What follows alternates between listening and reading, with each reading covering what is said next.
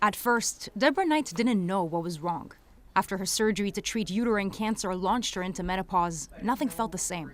It was like a tap just went off, and I just didn't know how I could function. I wasn't the real me anymore. Like the Deborah that I know, she had left my body.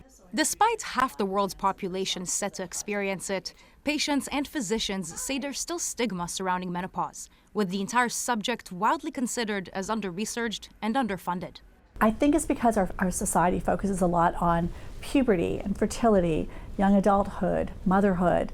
According to the Menopause Foundation of Canada, 1 in 10 women leave the workforce because of unmanaged menopause symptoms. Why aren't we talking about this stuff?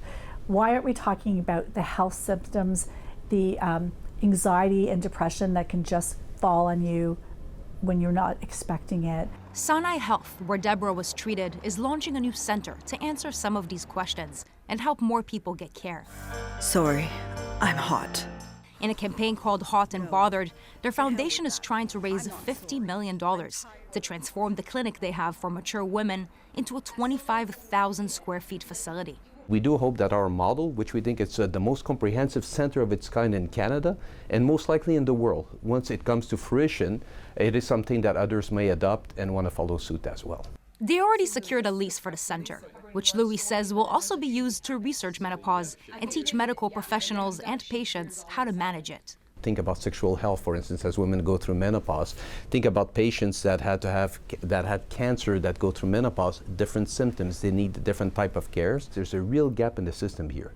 There's a gap in terms of education. There's a gap in terms of clinical care. A gap that Dr. Marie Christakis has seen firsthand. There are some women who have been waiting 2 years to speak with a menopause specialist. And by the time that they're actually speaking with one of us, I think really the height of their symptoms has already passed.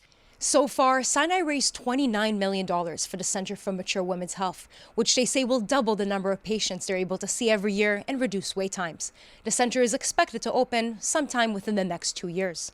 Naama, Weingarten, CBC News, Toronto.